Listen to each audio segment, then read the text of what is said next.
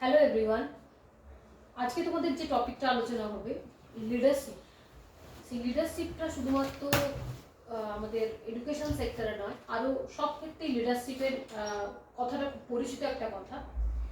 এবং এই পরিচিত কথাটা হচ্ছে লিডারশিপ, যেটা সেই লিডারশিপ আসলে কি, কোন গুণগুলো থাকলে তাকে আমরা একজন লিডার বলতে পারি, বা একজন আদর্শ লিডার হওয়ার জন্য তার মধ্যে কি কি গুণ থাকতে হয়, এবং কি কি গুণ থাকলে বা কি কি গুড কোয়ালিটিস থাকলে একজন লিডারের সে এডুকেশন সেক্টরে কিভাবে কাজে লাগাতে পারে, বা একজন এডুকেশনাল সেক্টরে বা এডুকেশন ম্যানেজমেন্টের ক্ষেত্রে একজন লিডারশিপ কিভাবে কাজ করে থাকে, সেই সমস্ত ব্যাপারে আজকে আমরা আলোচনা করব।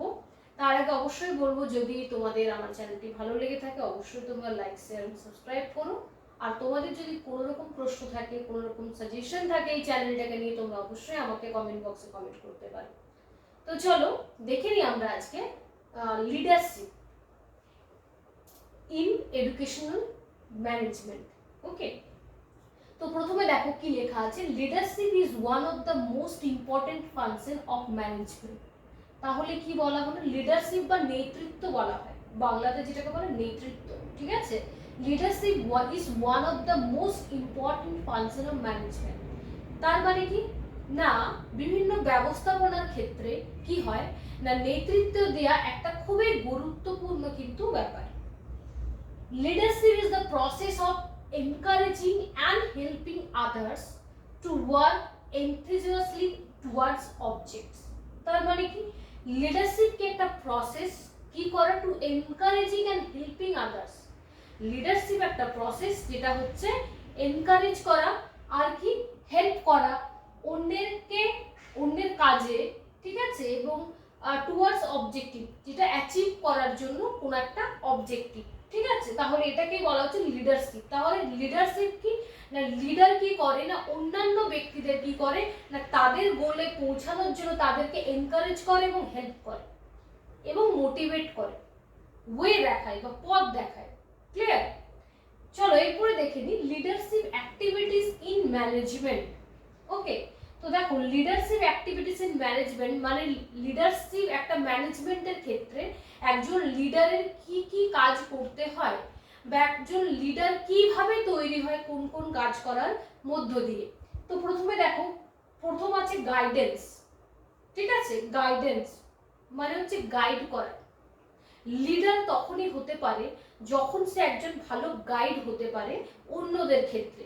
অন্যরা তাকে লিডার হিসেবে নির্বাচন করে বা গার্জেন হিসেবে নির্বাচন করে কখন না, সেই ব্যক্তি যখন তাদেরকে গাইড করতে পারে, তাদেরকে সঠিক পথ দেখাতে পারে এবং তাদেরকে হেল্প করতে পারে, তাদেরকে মোটিভেট করতে পারে, তাদেরকে সুপরামর্শ দিতে পারে, তখন তাকে আমরা অ্যাজ এ লিডার কনসিডার করি। ঠিক আছে, তাহলে অবশ্যই একজন লিডারের মধ্যে গাইডেন্স কোয়ালিটি থাকতে হবে, অবশ্যই তাকে একজন গাইডেন্স হতে হবে।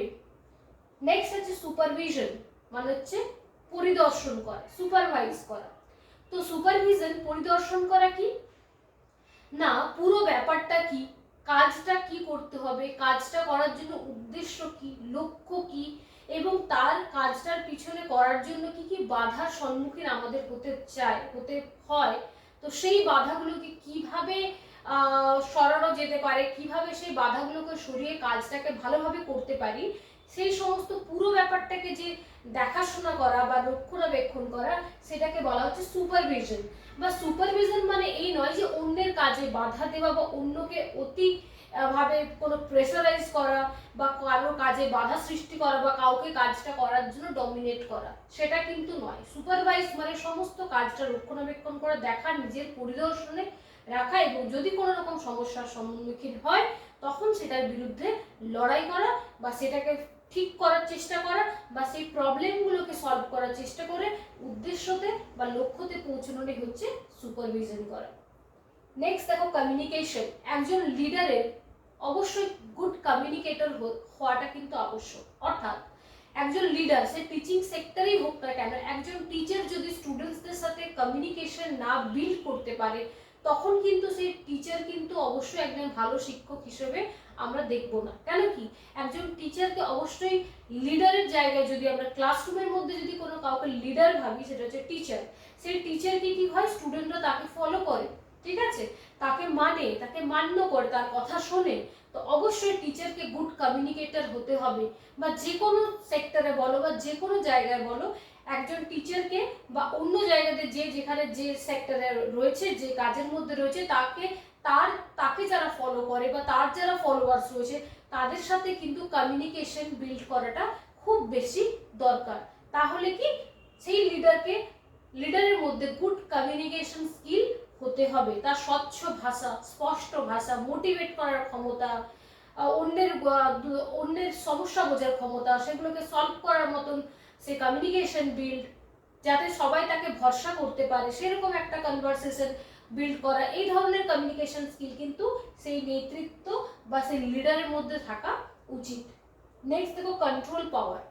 সিচুয়েশন যাই হোক না কেন, একজন টিচার যেমন ক্লাসরুম এনভায়রনমেন্ট ক্রিয়েট করার জন্য বা ক্লাসরুমকে কন্ট্রোল করার জন্য যে পাওয়ার থাকা দরকার একজন টিচারের, যেমন সেরকম একটা পুরো ইউনিভার্সিটিকে কন্ট্রোল করার জন্য একজন উপাচার্য এর সমস্ত কন্ট্রোল পাওয়ার থাকা দরকার। একটা যে কোনো অফিস বা কোনো ম্যানেজমেন্ট বা যে কোনো জায়গাতে কিন্তু একজন লিডার থাকা দরকার, যে লিডার কি করে না, সমস্ত ব্যাপারটাকে কন্ট্রোল করে।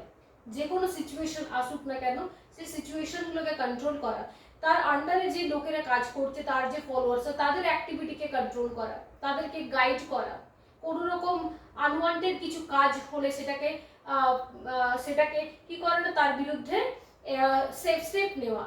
তো এই জিনিসগুলো কি হয়, এই জিনিসগুলো হয়ে থাকে কন্ট্রোল। তো অবশ্যই কিন্তু একজন সুদক্ষ নেতৃত্ব যিনি দেবেন, তার মধ্যে কন্ট্রোল পাওয়ার থাকা দরকার। তিনি যদি কন্ট্রোল না করতে পারেন, তাহলে পুরো ব্যাপারটা তার হাত থেকে বেরিয়ে যাবে এবং তিনি একজন ভালো লিডার হতে পারবেন না, যে কোনো সেক্টরের ক্ষেত্রেই হোক। কোঅর্ডিনেশন, প্রত্যেকটা জিনিসের সাথে মেলবন্ধন করা, কোঅর্ডিনেট করা, প্রত্যেকটা উদ্দেশ্যকে ঠিক করা এবং সেই উদ্দেশ্যতে পৌঁছানোর জন্য কোন কোন রাস্তাতে গেলে বা কি কি কাজ করার মধ্য দিয়ে কোঅর্ডিনেট করা সম্ভব, সেগুলোকে কিন্তু লিডারের মাথায় রাখতে হবে। আমরা যদি বলি আজকে যে একটা এডুকেশন সেক্টরকে বা একটা স্কুলকে কিভাবে ভালো রাখবো, কিভাবে কোঅর্ডিনেট করব, তাহলে অবশ্যই কি করতে হবে, কারিকুলামকে ঠিকমতো কোঅর্ডিনেট করা, কারিকুলামের সাথে স্কুলের বিল্ডিং, লাইব্রেরি, খেলার মাঠ, প্রত্যেকটা জিনিসের সাথে কোঅর্ডিনেট আছে কিনা দেখতে হবে। স্টুডেন্টসদের ক্লাসরুমের ম্যানেজমেন্ট কেমন দেখতে হবে, টিচাররা ঠিকঠাক ক্লাস নিচ্ছে কিনা দেখতে হবে, টিচারদের ক্লাসের স্টুডেন্টদের সাথে বন্ডিং কেমন দেখতে হবে, প্রত্যেকটা স্টুডেন্টসের কিভাবে ইভ্যালুয়েশন করা হচ্ছে দেখতে হবে। তাই প্রত্যেকটা জিনিসে কিন্তু কমিউনিকেশন অ্যান্ড কোঅর্ডিনেশন কিন্তু ইম্পর্টেন্ট। কোঅর্ডিনেট যদি তুমি না করতে পারে কোনো নেতা বা নেত্রী বা কোনো লিডার, সেই কোঅর্ডিনেশনের অভাবে কিন্তু তার ফলোয়ার্সের সাথে তার কোঅর্ডিনেশন কমিউনিকেশন ব্রেক হয়ে গেলে কিন্তু সেই লিডারের কোনো রকম মহত্ব থাকে না এবং তার লিডারশিপে সেটা একটা ফল্ট দেখা যায়। ঠিক আছে, তাহলে এই গুণগুলো থাকা দরকার, এই অ্যাক্টিভিটিগুলো করতে হবে একজন লিডারের কোনো কিছু ম্যানেজ করার জন্য। তাহলে চলো আরেকবার দেখে নিই। একটা হচ্ছে guidance, then supervision, then communication, control and coordination, এইগুলো। ঠিক আছে, তো আশা করি তোমাদেরকে এটা বোঝাতে পেরেছি। তো নেক্সট চলো আমরা এই লিডারশিপের ব্যাপারে আরো কিছু জেনে নিই। দেখো,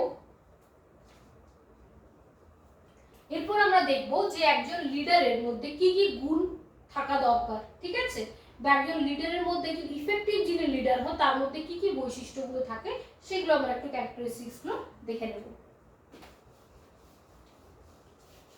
দেখে নাও।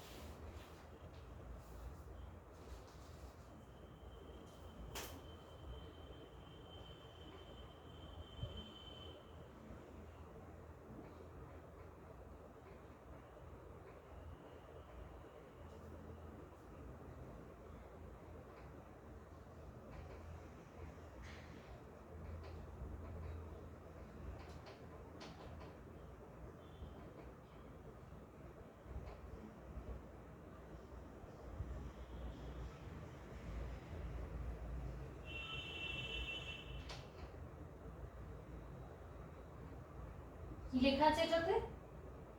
ক্যারেক্টারিস্টিক্স অফ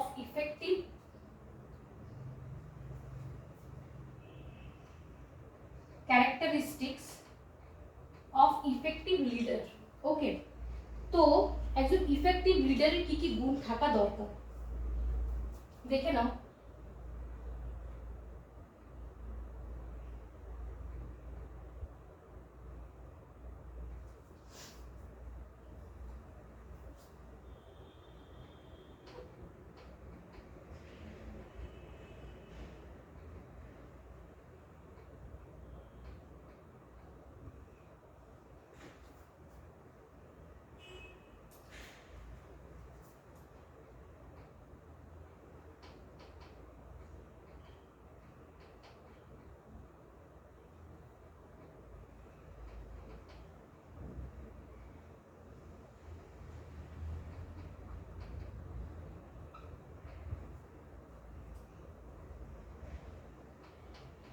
পয়েন্টগুলো তোমরা দেখে নাও, দেন বোঝাচ্ছি তোমাদের।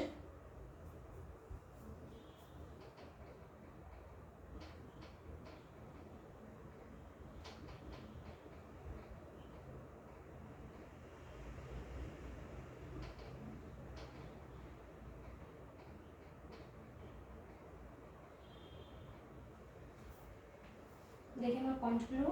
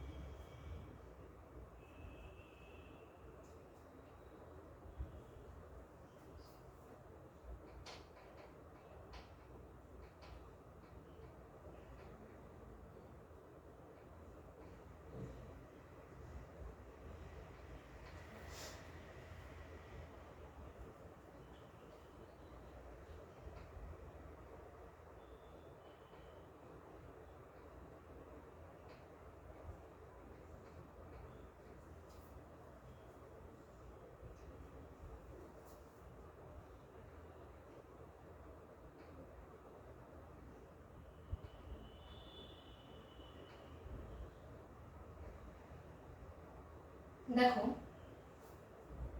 আশা করি বুঝতে পারছো কি বলা হয়েছে এখানে, ক্যারেক্টারিস্টিক্স অফ ইফেক্টিভ লিডার। ঠিক আছে, তো একজন ইফেক্টিভ লিডারের বা একজন মডেল লিডারের কি কি গুণ থাকা দরকার বা কি কি ক্যারেক্টারিস্টিক্স থাকা দরকার, তবে আমরা তাকে ইফেক্টিভ লিডার বলতে পারি। ঠিক আছে, সক্রিয় একজন লিডার বলতে পারি। দেখো, এক হচ্ছে সেলফ কনফিডেন্স। অবশ্যই তার সেই লিডারের মধ্যে নিজের মধ্যে কি থাকতে হবে, সেলফ কনফিডেন্স থাকতে হবে। ঠিক আছে, তার মধ্যে সেলফ কনফিডেন্স থাকতে হবে। নেক্সট কি থাকতে হবে, ড্রাইভ। কোনো কিছু করার জন্য তাড়নাকে বলা হয় ড্রাইভ।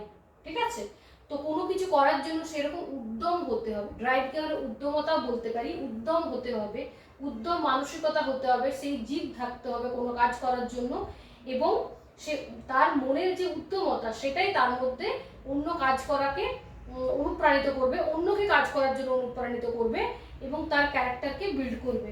এটা হচ্ছে ড্রাইভ। তার মধ্যে যদি ড্রাইভ না থাকে তাহলে তার মধ্যে কোনো লিডারশিপ কোয়ালিটি কিন্তু থাকা বলে না। উইক লিডারশিপ, লিডারের মধ্যে শুধু এই বাকি গুণগুলো থাকলেও যদি তার মধ্যে কাউকে লিড করার মতো তার নিজের থেকে যদি সেই ইচ্ছেটা না থাকে বা সেই গুণগুলো না থাকে, তখন কিন্তু তাকে লিডার বলা যায় না। লিডারশিপ কোয়ালিটির জন্য তার মধ্যে থেকে অন্যকে লিড করার মতো যে মানসিকতা, অন্যকে লিড করার মতো জন্য যে ধরনের তার ইচ্ছেটা, সেই ইচ্ছেটা কিন্তু খুব প্রয়োজন রয়েছে একজন লিডারের। ঠিক আছে, তাই সবাই কিন্তু লিডার হতে পারে না। লিডার হওয়ার জন্য কিন্তু তার নিজস্ব একটা মনের ইচ্ছে থাকাটা দরকার। সেই জন্য কি থাকে, উইল টু লিডারশিপ। নেক্সট দেখো মোটিভেটিং। অবশ্যই মোটিভেটিং হতে হবে, কারণ কি তাকে যারা লিডারকে যারা ফলো করে, তো লিডারের কথা যারা মানে তাদেরকে মোটিভেট করা হলেই কিন্তু তাকে লিডার হিসেবে মানবে। সেই যদি কোনো কাউকে মোটিভেট করতে পারে তখনই কিন্তু বাকিরা সেই লিডারকে কিন্তু মান্য করবে। তাই অন্যকে কিন্তু একজন ভালো লিডারের যে কোনো কাজ করার জন্য কিন্তু তাকে মোটিভেট করাটা কিন্তু প্রয়োজন। নেক্সট দেখো ক্রিয়েটিং, অবশ্যই তাকে ক্রিয়েটিং হতে হবে, একজন সৃজনশীল হতে হবে, তাকে সব রকম ক্রিয়েটিভ ওয়ার্ক বা অনেক রকম ক্রিয়েটিভ অ্যাক্টিভিটি তার জানা প্রয়োজন। ট্রাস্ট ওয়ার্কনেস, মানে তাকে ট্রাস্ট করতে পারবে, বিশ্বাস করতে পারবে, বিশ্বাসযোগ্য। বাকি ফলোয়ার্সরা সেই নেতাকে তখনই তাকে নেতা বা তখনই তাকে লিডার হিসেবে মান্য করে যখন তাকে বিশ্বাস করে। সেই বিশ্বাসটা যখনই করে তখনই তার জন্য হয়ে বাকি কাজগুলো করে বা তাকে মানে বা তার কথা শোনে বা তার যে আইডিয়ালিজম আছে সেটাকে মান্য করে, সেটাকে ফলো করে। তাহলে অবশ্যই ট্রাস্ট ওয়ার্কনেসটা is important point. Then influencing, অন্যকে ইনফ্লুয়েন্স করা, অন্যকে নিজের দলে টানা, অন্যকে কনভিন্স করা যে নিজের তাকে মানা, তার আইডিয়ালিজমকে মানা, তো ইনফ্লুয়েন্সিং। দেন অনেস্টি, অবশ্যই সততা থাকা দরকার, সৎ থাকা দরকার তার কাজের প্রতি, তার ফলোয়ার্সদের প্রতি। একজন লিডারের কি দরকার, তার অনেস্টি থাকা দরকার, সৎ থাকা দরকার, পার্সোনালিটি থাকা দরকার, অবশ্যই ব্যক্তিত্ব, সুগঠিত ব্যক্তিত্ব, পার্সোনালিটি হওয়া দরকার, যে পার্সোনালিটি দেখে অন্যরা তাকে অ্যাজ এ লিডার মান্য করে এবং তার কাছ থেকে তার কথা শোনে এবং অবশ্যই কি না তাকে তার ফলোয়ার্সরা তাকে ফলো করে বা কপি করে, যেটা বলো সেটা হচ্ছে পার্সোনালিটি। নলেজ, অবশ্যই জ্ঞান থাকতে হবে, ইন্টেলিজেন্স হতে হবে, তার বুদ্ধি থাকতে হবে। তো এই গুণগুলো যদি থাকে কারোর মধ্যে তখনই সে একজন ইফেক্টিভ লিডার হতে পারে। তো তার মধ্যে অবশ্যই যে উইলিং টু লিডারশিপ, এটা কিন্তু খুব ইম্পর্টেন্ট, কারণ কি এই সমস্ত কিছু আছে তোমার মধ্যে কিন্তু তোমার লিডার হওয়ার কোনো ইচ্ছে নেই, তখন কিন্তু তুমি লিডার হতে পারবে না। তাই উইল টু লিডারশিপ জন্য এই পয়েন্টটা 1 নম্বর পয়েন্ট হিসেবে বলতে পারো, যে এটা আগে প্রথমে দরকার, বাকিগুলো নেক্সট থাকতে হবে। ঠিক আছে, তো তাহলে আমরা আলোচনা করলাম characteristics of effective leader. Clear? কারো যদি কোনো রকম সমস্যা হয় কোনো পয়েন্টে, তোমরা অবশ্যই আমাকে কমেন্ট বক্সে কমেন্ট করতে পারো, আমি তোমাদের অবশ্যই উত্তর দেবো। তো দেখে নিলে ক্যারেক্টারিস্টিক্স অফ ইফেক্টিভ লিডার। এরপর দেখো, এবারে দেখে নেবো যে আমরা যে style of leadership, okay, leadership কত ধরনের হয় সেগুলো এরপর আমরা আলোচনা করব। চলো দেখে নাও।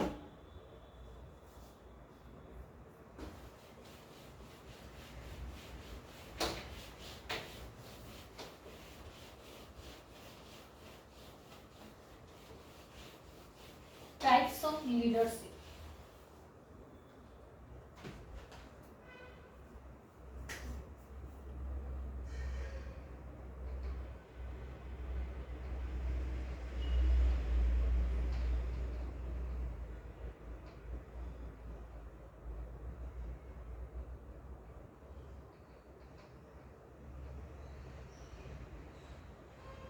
স্টাইল অফ লিডারশিপ, ঠিক আছে।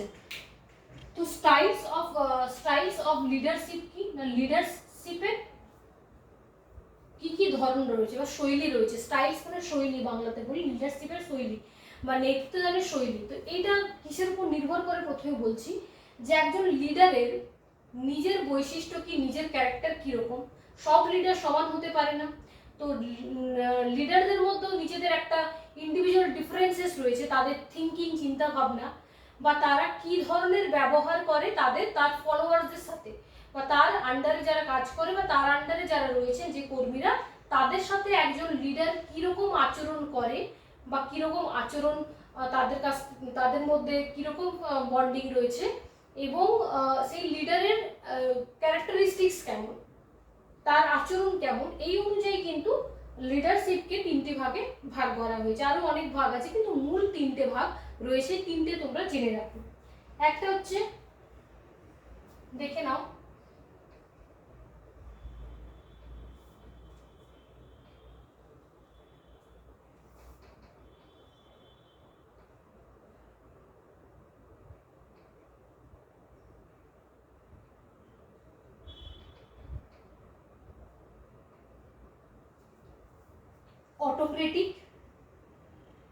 Autocratic style,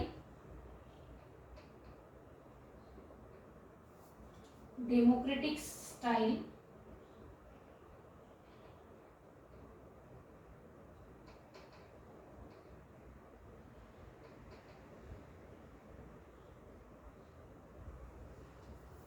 autocratic style, democratic style. তারপরে রয়েছে তোমাদের, দেখো,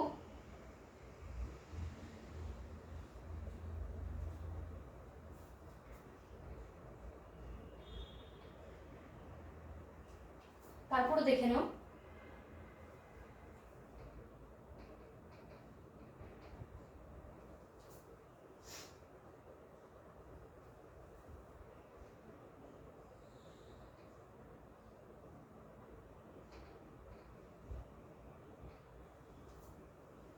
এই তিন ধরনের মূলত লিডারশিপের পার্থক্য দেখা যায়। অটোক্রেটিক স্টাইল, অটোক্রেটিক মানে হচ্ছে স্বৈরতান্ত্রিক, যেটাকে বাংলায় বলে স্বৈরতান্ত্রিক, ঠিক আছে।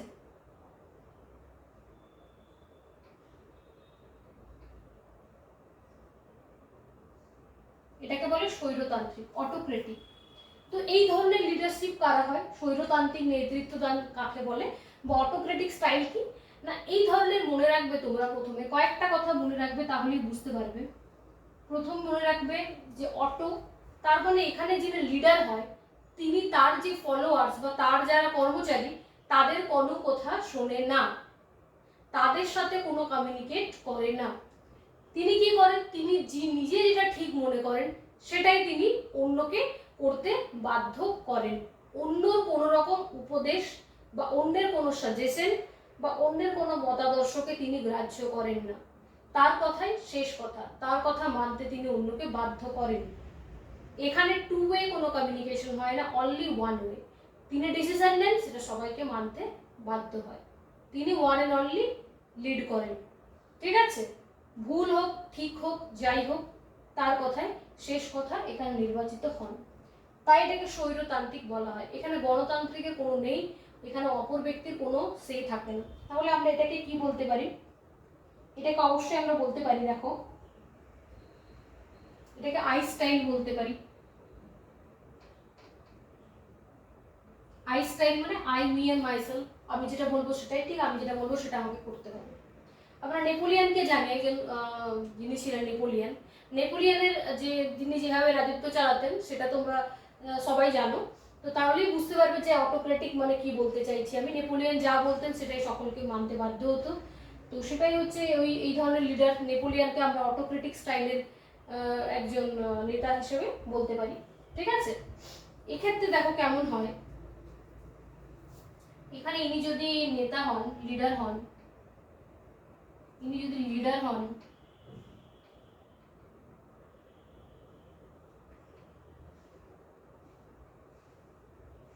বাকি এনারা যদি ফলোয়ার্স হয়,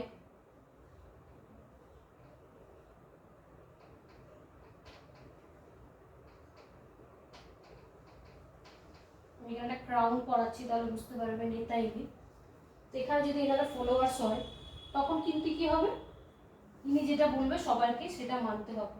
একদিকে দেখো অ্যারোটা, অর্থাৎ ইনি সবাইকে ইনস্ট্রাকশন দিচ্ছে, এনারা সবাই মানছে। এটা হচ্ছে I style, autocratic. Clear. Democratic কি, ডেমোক্রেটিক মানে গণতান্ত্রিক।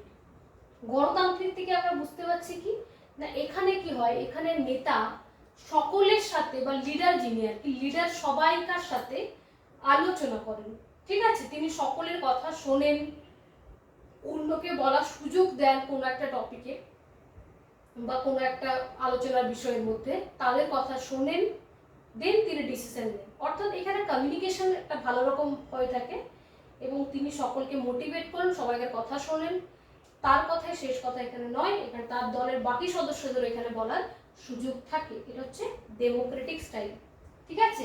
দেখে নাও এখানে হয় টু ওয়ে কমিউনিকেশন হয়ে থাকে, এখানে টু ওয়ে কমিউনিকেশন হয়ে থাকে।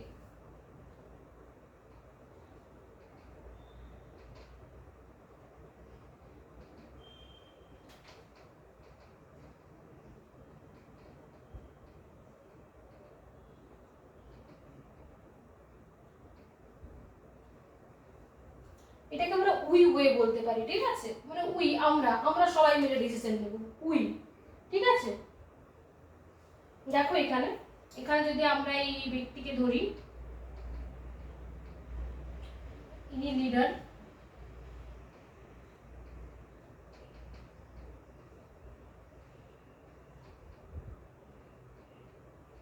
এনারা কর্মচারী,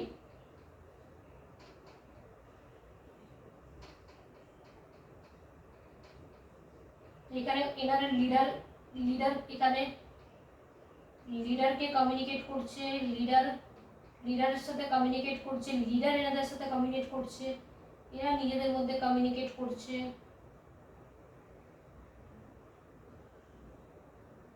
বন্ডিংটা কতটা স্ট্রং দেখো। এই ধরনের লিডারশিপ সব থেকে ভালো হিসেবে ধরা হয়ে থাকে, ঠিক আছে। তাহলে এখানে সবাইকার মধ্যে কমিউনিকেশন হচ্ছে, দেন একটা ডিসিশন নেওয়া হচ্ছে, লিডারের সাথে বাকি সদস্যদের হচ্ছে, ও বাকি সদস্যদের নিজেদের মধ্যেও কিন্তু একটা বার্তালাপ হচ্ছে, একটা ট্রু ওয়ে কমিউনিকেশন হচ্ছে, দেন কিন্তু লিডার এখানে ডিসিশন নিচ্ছে, ঠিক আছে। তো এটা হচ্ছে ডেমোক্রেটিক স্টাইল। আর হচ্ছে লেস্ট ফেয়ার স্টাইল। এটা দেখো, এটা কি, এটাকে বলা হচ্ছে কি না, শতক নিয়ন্ত্রিত নেতৃত্বশীল, শতক নিয়ন্ত্রিত।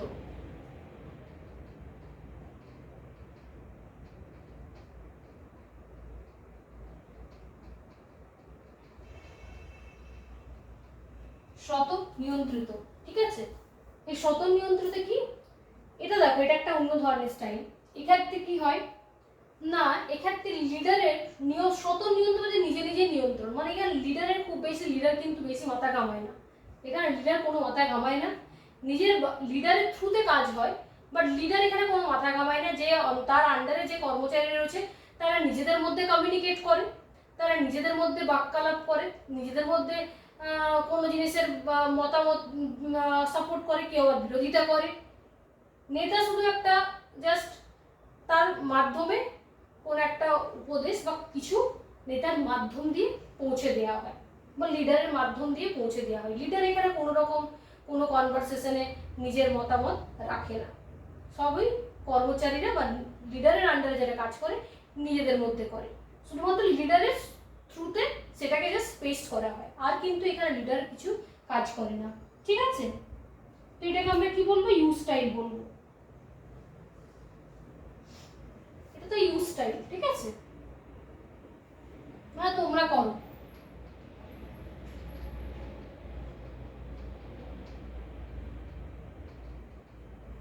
ইউ স্টাইল, ঠিক আছে। দেখো,